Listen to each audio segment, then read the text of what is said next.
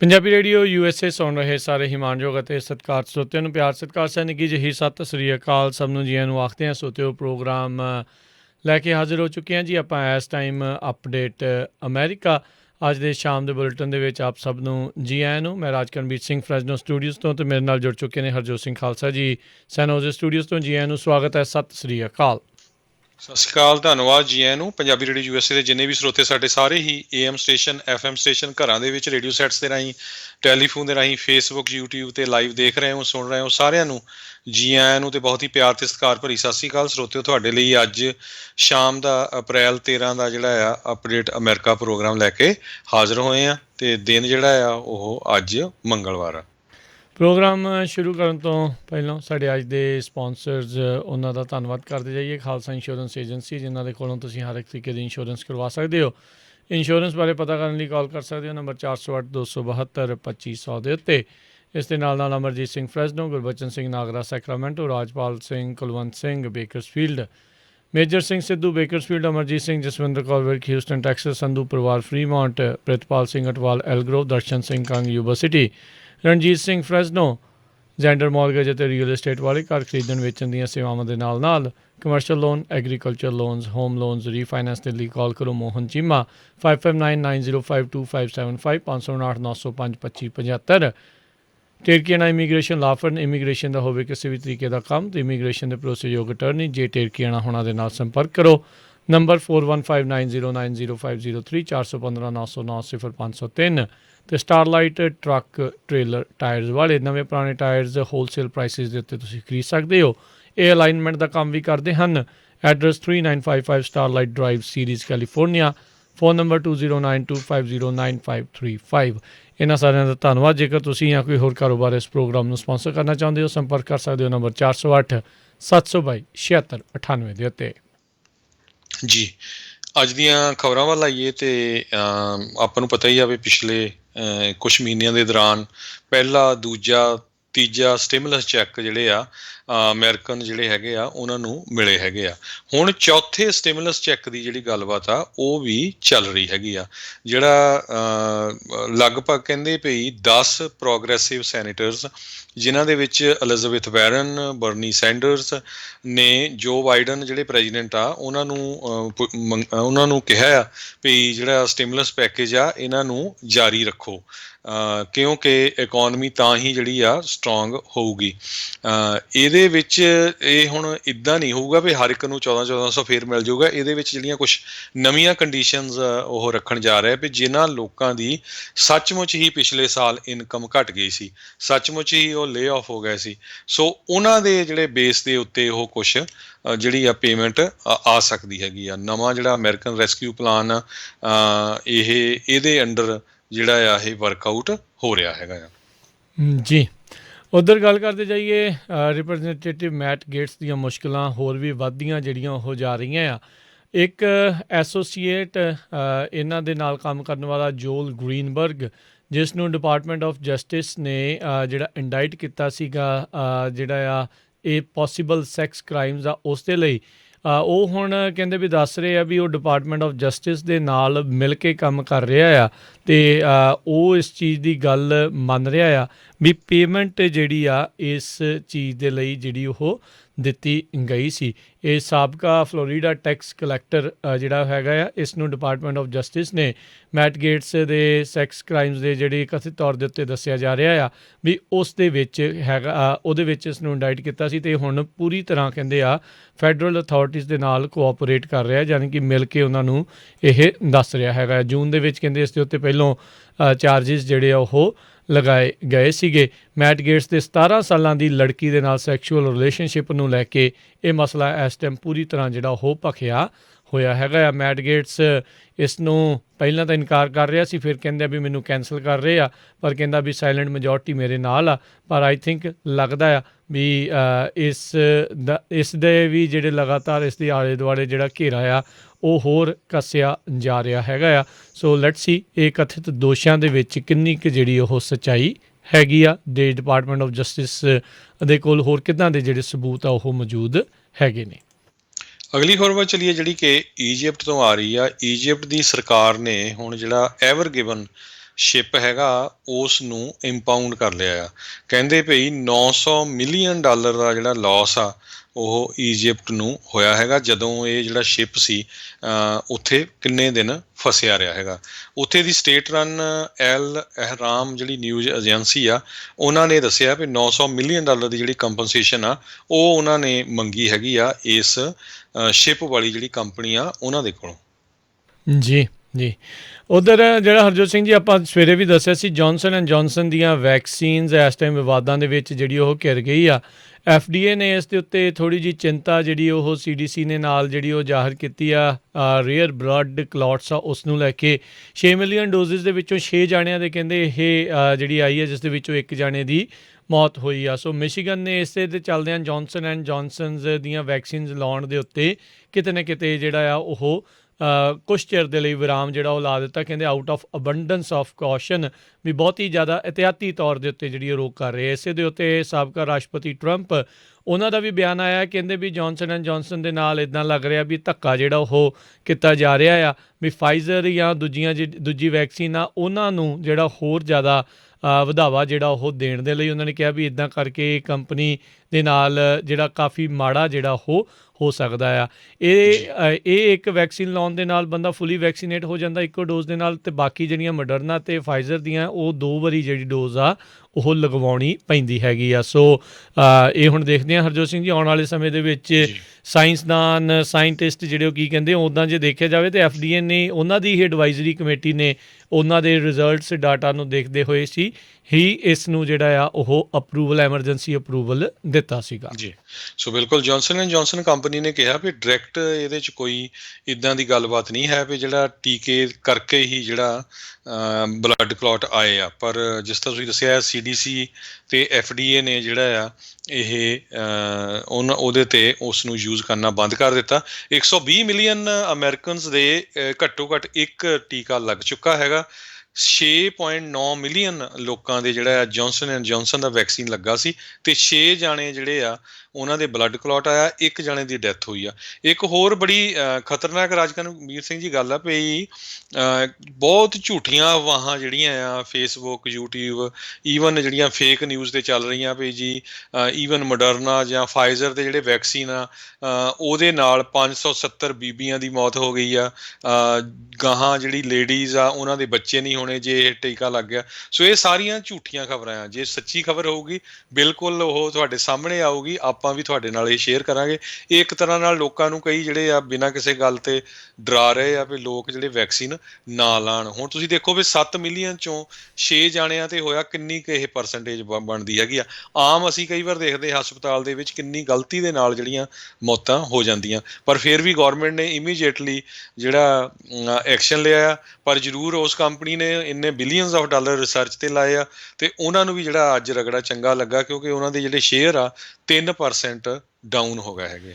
ਇਹ ਗੱਲ ਇਹ ਨਹੀਂ ਹਰਜੋਤ ਸਿੰਘ ਜੀ, ਬਹੁਤ ਸਾਰੀਆਂ ਦਵਾਈਆਂ ਜਿਹੜੀਆਂ ਲੋਕ ਕੋਈ BP ਦੀ ਖਾਈ ਜਾਂਦਾ ਹੈ, ਕੋਈ ਕਿਸੇ ਦੀ ਖਾ ਰਿਹਾ ਹੈ, ਕੋਈ ਕਿਸੇ ਦੀ ਖਾ ਰਿਹਾ, ਉਹਨਾਂ ਦੇ ਵੀ ਕਈ ਸਾਈਡ ਇਫੈਕਟਸ ਜਿਹੜੇ ਆ ਉਹ ਰਹਿੰਦੇ ਆ।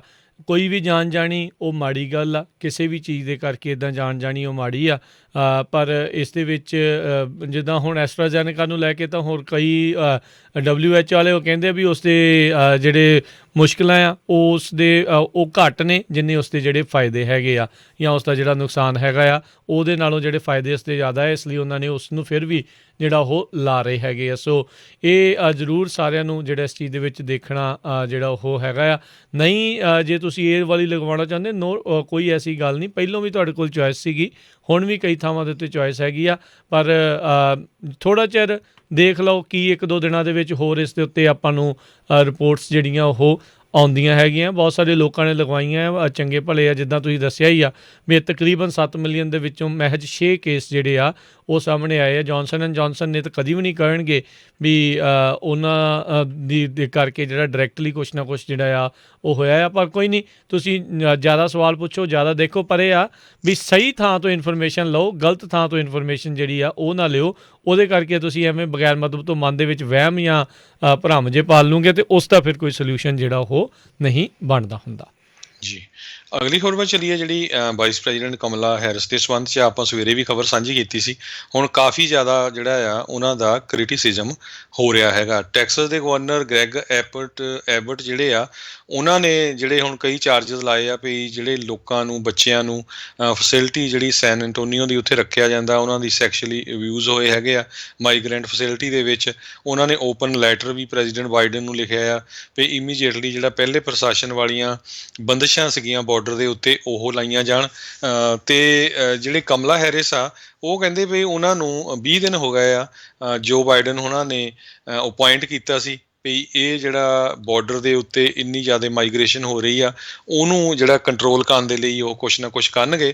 ਪਰ ਅੱਜ ਤੱਕ ਵੀ ਉਹਨਾਂ ਨੇ ਕੋਈ ਸਟੇਟਮੈਂਟ ਨਹੀਂ ਦਿੱਤੀ। ਕਹਿੰਦੇ ਵੀ ਬਜਾਏ ਬਾਰਡਰ 'ਤੇ ਜਾਣ ਤੋਂ ਜਿਹਦੀ ਉਹਨਾਂ ਦੀ ਡਿਊਟੀ ਲਾਈ ਆ ਉਹ ਕੈਲੀਫੋਰਨੀਆ ਦੇ ਵਿੱਚ ਇੱਕ ਜਿਹੜੀ ਹੈਗੀ ਆ ਵਾਟਰ ਟਰੀਟਮੈਂਟ ਪਲਾਂਟ ਨੂੰ ਵਿਜ਼ਿਟ ਕਰਨ ਆਏ। ਉਹ ਤੋਂ ਬਾਅਦ ਸ਼ਿਕਾਗੋ ਦੇ ਵਿੱਚ ਇੱਕ ਬੇਕਰੀ ਦੇ ਵਿੱਚ ਚਲੇ ਗਏ। ਸੋ ਪੂਰੀ ਤਰ੍ਹਾਂ ਜਿਹੜਾ ਆ ਈਵਨ ਜੇ ਕੋਈ ਪੱਤਰਕਾਰ ਕੁਐਸਚਨ ਵੀ ਪੁੱਛਦਾ ਤੇ ਉਹਨੂੰ ਇਗਨੋਰ ਕਰ ਰਹੇ ਹੈਗੇ ਆ।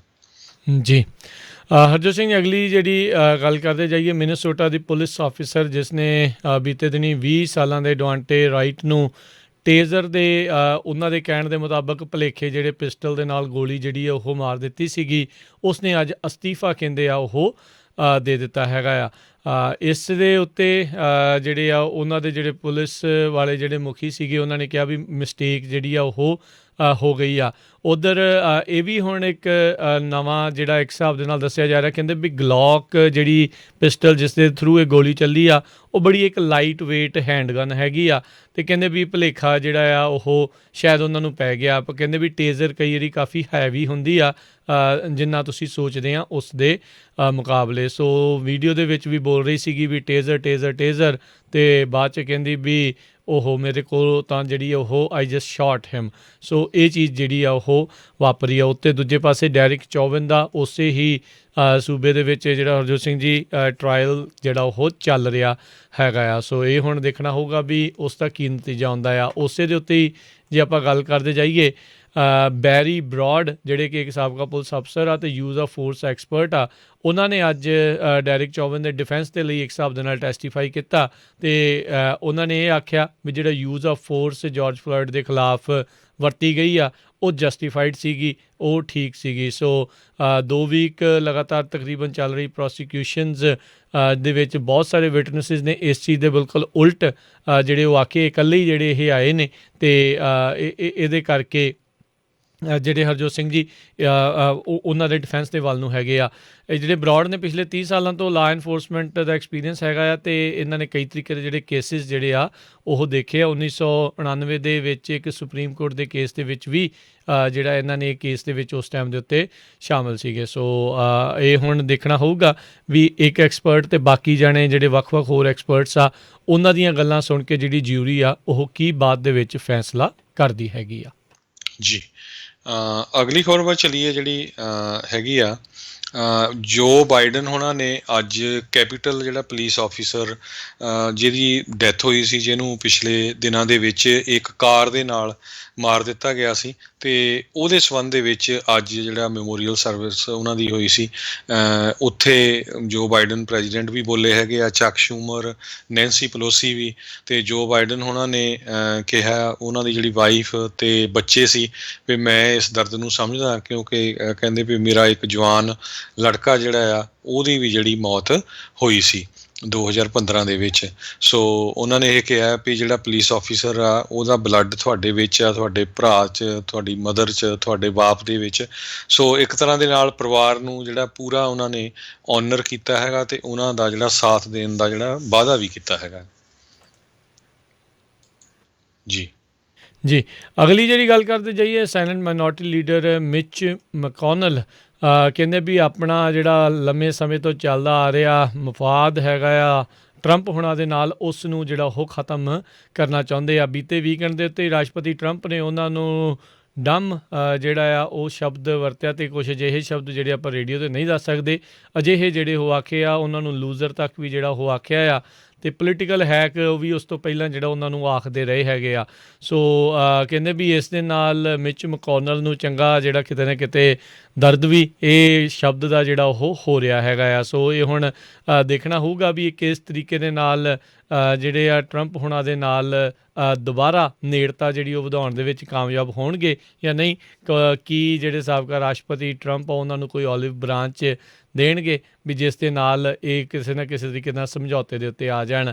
ਮਿਚ ਮਕੌਨਲ ਜਿਹੜੇ ਆ ਰਾਸ਼ਟਰਪਤੀ, ਜਿਹੜੇ ਸਾਬਕਾ ਰਾਸ਼ਟਰਪਤੀ ਟਰੰਪ, ਉਹਨਾਂ ਦੀ ਹਾਰ ਤੋਂ ਬਾਅਦ ਦੇ ਵਿੱਚ ਪਾਰਟੀ ਦੇ ਉੱਤੇ ਖੁਦ ਕੰਟਰੋਲ ਅਤੇ ਆਪਣਾ ਦਬਦਬਾ ਜਿਹੜਾ ਉਹ ਜ਼ਰੂਰ ਰੱਖਣਾ ਚਾਹੁੰਦੇ ਸੀਗੇ, ਪਰ ਟਰੰਪ ਹੁਣਾਂ ਦੀ ਹੁਣ ਪੋਪੂਲੈਰਿਟੀ ਇੰਨੀ ਕੁ ਜ਼ਿਆਦਾ ਆ ਵੀ ਕਿਸੇ ਵੀ ਰਿਪਬਲਿਕਨ, ਚਾਹੇ ਉਹ ਪੁਰਾਣਾ ਮਜ਼ਿਆ ਹੋਇਆ ਖਿਡਾਰੀ ਆ ਅਤੇ ਚਾਹੇ ਕੋਈ ਨਵਾਂ ਉੱਭਰ ਰਿਹਾ ਆ, ਟਰੰਪ ਹੁਣਾਂ ਦੀ ਸਪੋਰਟ ਜਾਂ ਉਹਨਾਂ ਦੇ ਨਾਲ ਪੰਗਾ ਲਏ ਬਗੈਰ ਜਿਹੜਾ ਪਾਰਟੀ ਦੇ ਵਿੱਚ ਜਿਹੜਾ ਉਸ ਦਾ ਸਿਰ ਕੱਢਣਾ ਹੁਣ ਕਾਫੀ ਜ਼ਿਆਦਾ ਮੁਸ਼ਕਿਲ ਹੋ ਚੁੱਕਾ ਹੋਇਆ ਆ। ਸੋ ਇਹ ਹੁਣ ਦੇਖਦੇ ਹਾਂ ਵੀ ਟਰੰਪ ਅਤੇ ਮਕੌਨਲ ਹੁਣਾਂ ਦੀ ਜਿਹੜੀ ਇੱਕ ਟਾਈਮ ਦੇ ਉੱਤੇ ਯਾਰੀ ਅਤੇ ਫਿਰ ਇਹ ਥੋੜ੍ਹਾ ਬਹੁਤਾ ਜਿਹੜੀ ਹੁਣ ਦੁਸ਼ਮਣੀ ਆ ਉਹ ਮੁੜ ਦੋਸਤੀ ਵੱਲ ਵਧੂਗੀ ਜਾਂ ਇੱਦਾਂ ਹੀ ਇੱਕ ਦੂਜੇ ਦੇ ਨਾਲ ਇਹਨਾਂ ਦੇ ਵੀ ਕਿਤੇ ਕਿਤੇ ਜਿਹੜੇ ਸਿੰਘ ਆ ਉਹ ਫਸਦੇ ਰਹਿਣਗੇ।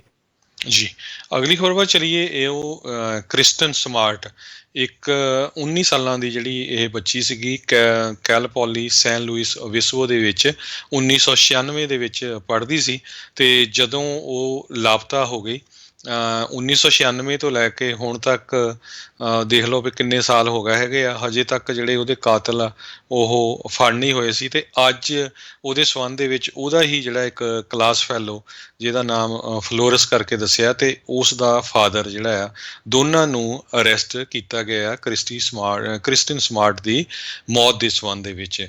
ਕਹਿੰਦੇ ਪਈ 19 ਸਾਲਾਂ ਦੀ ਸਟਾਕਟਨ ਤੋਂ ਰਹਿਣ ਵਾਲੀ ਇਹ ਜਿਹੜੀ ਬੱਚੀ ਸੀ, ਯੂਨੀਵਰਸਿਟੀ 'ਚ ਪੜ੍ਹਦੀ ਸੀ।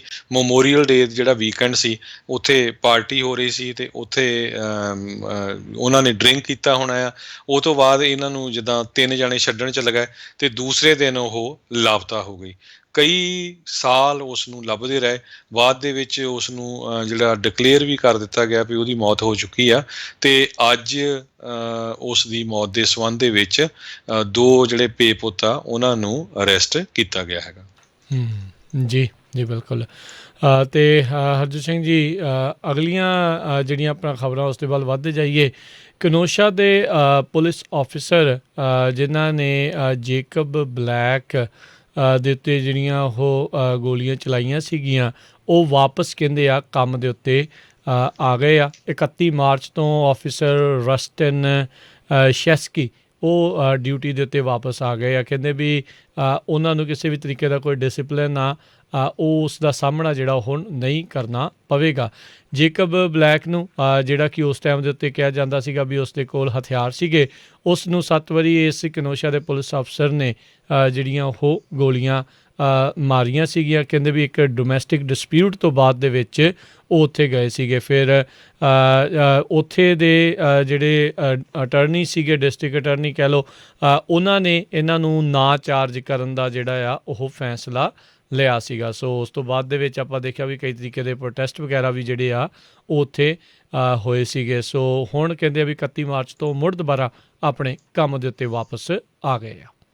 ਜੀ, ਅਗਲੀ ਖਬਰ ਵੱਲ ਚੱਲੀਏ ਜਿਹੜੀ ਕਿ ਫ੍ਰਿਜ਼ਨੋ ਤੋਂ ਆ ਰਹੀ ਆ। ਫ੍ਰਿਜ਼ਨੋ ਦੇ ਵਿੱਚ ਕਹਿੰਦੇ ਪਈ ਇੱਕ ਰੈਸਟੋਰੈਂਟ ਜਿਹੜਾ ਆ ਬਹੁਤ ਲੰਮੇ ਸਮੇਂ ਤੋਂ ਵਧੀਆ ਰੈਸਟੋਰੈਂਟ ਚੱਲਦਾ ਸੀ, ਲੋਗਨਸ ਰੋਡ ਹਾਊਸ ਕਰਕੇ, ਨਾਰਥ ਬਲੈਕਸਟੋਨ ਐਵਨਿਊ 'ਤੇ ਸੀਗਾ। ਸੋ ਉਹਨਾਂ ਨੇ ਅੱਜ ਅਨਾਊਂਸ ਕੀਤਾ ਆ ਵੀ ਉਹ ਪਰਮਾਨੈਂਟਲੀ ਜਿਹੜਾ ਸ਼ਟ ਡਾਊਨ ਕਰਨ ਜਾ ਰਹੇ ਹੈਗੇ ਆ।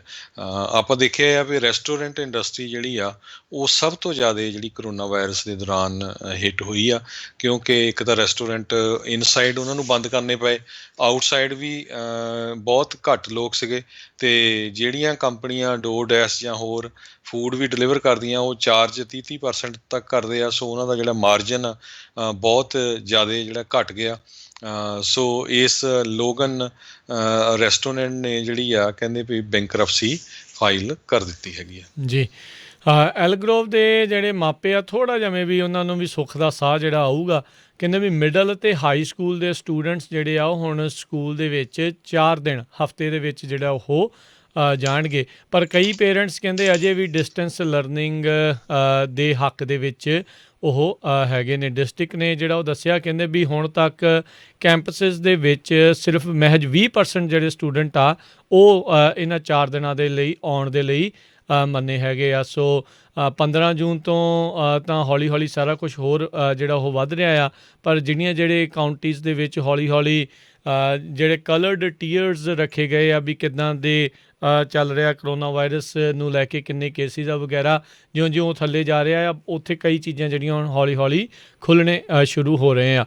ਐਜੂਕੇਟਰਸ ਉਮੀਦ ਕਰ ਰਹੇ ਆ ਵੀ ਜਿਹੜੇ ਵਿਦਿਆਰਥੀ ਪਿੱਛੇ ਰਹਿ ਗਏ ਆ ਉਹ ਮੋਰ ਉਹਨਾਂ ਨੂੰ ਫੇਸ ਟੂ ਫੇਸ ਇੰਸਟਰਕਸ਼ਨਸ ਦੇ ਨਾਲ ਮੁੜ ਦੁਬਾਰਾ ਜਿਹੜਾ ਉਹ ਫਾਇਦਾ ਹੋਊਗਾ। ਕਹਿੰਦੇ ਵੀ ਪੇਰੈਂਟਸ ਅਜੇ ਵੀ ਉਹਨਾਂ ਦੇ ਕੋਲ ਮਰਜ਼ੀ ਹੈਗੀ ਆ ਵੀ ਉਹਨਾਂ ਨੇ ਘੱਲਣਾ ਆ ਜਾਂ ਰਿਮੋਟ ਡਿਸਟੈਂਸਿੰਗ ਜਿਹੜੀ ਉਹ ਕਰਨਾ ਚਾਹੁੰਦੇ ਨੇ ਇਸ reminder of the school year ਦੇ ਲਈ। ਹੋਪਫੁਲੀ ਆਪਾਂ ਉਮੀਦ ਕਰ ਰਹੇ ਹਾਂ ਵੀ ਅਗਲਾ ਜਿਹੜਾ ਸਕੂਲ ਈਅਰ ਆ ਉਹ ਬੈਕ ਟੂ ਨਾਰਮਲ ਐਟਲੀਸਟ ਜਿਹੜੇ ਆ ਉਹ ਵਿਦਿਆਰਥੀਆਂ ਦੇ ਲਈ ਹੋਵੇ। ਇਹ ਜਿਹੜੇ ਐਲਗਰੋਵ ਯੂਨੀਫਾਈਡ ਸਕੂਲ ਡਿਸਟ੍ਰਿਕਟ ਆ ਉਹਨਾਂ ਦੇ ਸਪੋਕਸਪਰਸਨ ਆ ਉਹਨਾਂ ਨੇ ਇਹ ਜਾਣਕਾਰੀ ਦਿੱਤੀ ਆ। ਜੀ, ਅਗਲੀ ਖਬਰ ਯੂਬਾ ਸਿਟੀ ਸਟਰ ਕਾਉਂਟੀ ਤੋਂ ਆ ਰਹੀ ਆ। ਸਰੋਤਿਆਂ ਨੂੰ ਯਾਦ ਹੋਊਗਾ ਯੂਬਾ ਸਿਟੀ ਦੇ ਵਿੱਚ ਇੱਕ ਮਾਰਚ 6 ਨੂੰ ਜਿਹੜੀ ਆ ਡਰਾਈਵ ਆਈ ਸ਼ੂਟਿੰਗ ਹੋਈ ਸੀ ਜਿਹਦੇ ਵਿੱਚ 2 ਜਣਿਆਂ ਦੀ ਮੌਤ ਹੋ ਗਈ ਸੀ ਤੇ 3 ਜਣੇ ਬੁਰੀ ਤਰ੍ਹਾਂ ਫੱਟੜ ਹੋ ਗਏ ਸੀ। ਇਹ 1400 ਬਲਾਕ ਕੰਟਰੀ ਸਾਈਡ ਡਰਾਈਵ ਤੇ ਲਿਟਲ ਜੌਨ ਡਰਾਈਵ ਤੇ ਵਾਪਰਿਆ ਸੀ। ਸੋ ਉਹਦੇ ਸੰਬੰਧ ਦੇ ਵਿੱਚ ਹੁਣ 2 ਜਿਹੜੇ ਸਸਪੈਕਟ ਆ ਉਹਨਾਂ ਨੂੰ ਯੂਬਾ ਸਿਟੀ ਦੀ ਪੁਲਿਸ ਨੇ ਜਿਹੜਾ ਆ ਅਰੈਸਟ ਕੀਤਾ ਹੈਗਾ ਆ। ਐਲੈਕਸ ਰਮੈਰੋ ਤੇ ਮਿਗਲ ਜਿਹੜਾ ਹਰਨਾਂਡਿਸ 2 ਜਣਿਆਂ ਨੂੰ ਯੂਬਾ ਸਿਟੀ ਦੀ ਪੁਲਿਸ ਵੱਲੋਂ ਇਸ ਡਰਾਈਵ ਬਾਈ ਸ਼ੂਟਿੰਗ ਦੇ ਵਿੱਚ ਜਿਹਦੇ 2 ਜਣਿਆਂ ਦੀ ਮੌਤ ਹੋ ਗਈ ਸੀ 3 ਜਣੇ ਫੱਟੜ ਹੋਏ ਸੀ ਅਰੈਸਟ ਕੀਤਾ ਗਿਆ ਹੈਗਾ। ਜੀ ਅਤੇ ਹਰਜੋਤ ਸਿੰਘ ਜੀ ਸਮਾਂ ਵੀ ਆਪਣੇ ਅੱਜ ਦੇ ਪ੍ਰੋਗਰਾਮ ਦਾ ਜਿਹੜਾ ਹੁਣ ਇੱਥੇ ਹੀ ਸਮਾਪਤ ਹੈਗਾ ਆ। ਜਾਣ ਤੋਂ ਪਹਿਲਾਂ ਜਿਹੜਾ ਸਟਾਕ ਮਾਰਕੀਟ ਦੇ ਉੱਤੇ ਜੇ ਨਜ਼ਰ ਮਾਰਦੇ ਜਾਈਏ ਤਾਂ ਅੱਜ ਡਾਓ ਜੋਨ ਦੇ ਵਿੱਚ 68 ਪੁਆਇੰਟਾਂ ਦੀ ਗਿਰਾਵਟ ਉਹ ਦੇਖੀ ਗਈ। 33,677 ਦੇ ਉੱਤੇ ਇਹ ਬੰਦ ਹੋਇਆ। ਨੈਸਡੈਕ ਦੇ ਵਿੱਚ 146 ਪੁਆਇੰਟਾਂ ਦਾ ਇਜ਼ਾਫਾ ਹੋਇਆ। 13,996 ਦੇ ਉੱਤੇ ਇਹ ਬੰਦ ਹੋਇਆ। S&P ਦੇ ਵਿੱਚ ਵੀ 13 ਪੁਆਇੰਟ ਵਧੇ 4142 ਦੇ ਉੱਤੇ ਬੰਦ ਹੋਇਆ। ਜਿਹੜੀ ਆ ਜੀ 10 ਈਅਰ ਯੀਲਡ ਜਿਹੜੀ ਆ ਉਹ 1.73% ਦੇ ਉੱਤੇ ਹੀ ਜਿਹੜੀ ਉਹ ਰਹੀ ਹੈਗੀ ਆ। ਇੱਕ US$ ਦੀ ਕੀਮਤ ਕੈਨੇਡਾ ਦੇ $1.25 ਦੇ ਬਰਾਬਰ ਰਹੀ ਆ।